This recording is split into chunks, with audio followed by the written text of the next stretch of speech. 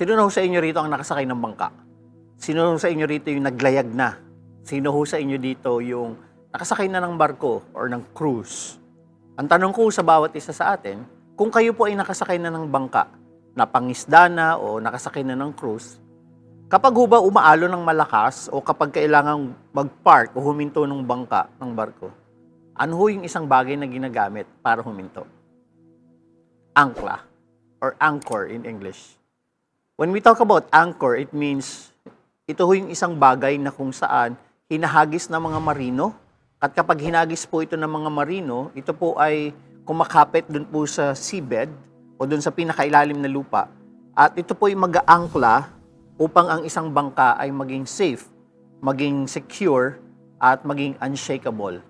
Kahit mataas pa ho yung alon, kahit malakas yung hangin, hindi ho nadadala, natatangay po yung isang bangka. At isang maganda hong ginagawa ng angkla ay ginagawa niyang stable yung bangka. Samahan niyo po ako. Pag-usapan ho natin yung angkla ng ating buhay. Pag-usapan ho natin na kung saan kapag merong bang unos na dumadaan sa atin, when we are experiencing storm in our lives, kapag may mga bagyo na malakas na hangin, where do we put our hope? Gusto kong pag-usapan natin today that we are anchored in hope. And that hope is Jesus Christ. Pag-uusapan ho natin ngayon na sa kabila ho ng mga pinagdadaanan natin o pagdadaanan o pinagdaanan natin, marami ho tayong bagay na ginagawa upang masolusyonan po yung mga problema natin. At minsan, binibigay ho natin o nilalagay natin yung pag-asa na meron tayo sa maraming bagay. Ang pakiramdam natin minsan kapag tayo yung maraming pera, tayo ay safe. Kapag marami tayong ari-arian, tayo ay safe. Kapag maganda yung posisyon mo sa trabaho, you are safe. Kapag minsan nakikita natin na lumalago yung business natin or umaangat ka sa yung career, you feel like it is safe.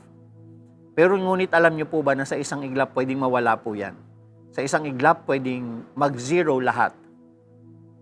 When we put our hope in Christ, kapag nilagay natin yung ating pag-asa sa Panginoon Diyos, ang buhay po natin, kahit anong unos na dumaan, kahit anong problema ang dumaan, kahit anong bagyo pa ang dumaan sa ating buhay, tayo po ay safe, secure, at steady.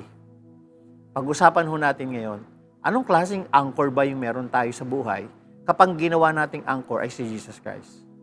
Ano yung magiging mangyayari sa atin? At ano yung magiging function ng anchor sa buhay natin? Samahan niyo po kami. At pag-usapan ho natin ng isang napakagandang bagay na kung saan si Jesus Christ ay isang anchor ng buhay natin. At kapag nilagay natin yung buhay natin, yung hope natin, anchored in Jesus Christ, you are safe, sound, and secure.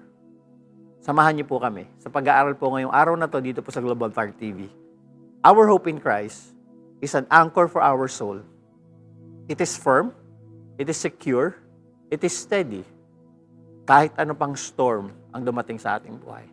Tara po, i-anchor natin yung pag-asa natin sa Panginoong Diyos at samahan niyo po kami. Again, this is Pastor BJ, City of God Christian Ministry Canada. God bless all of you and have a good day.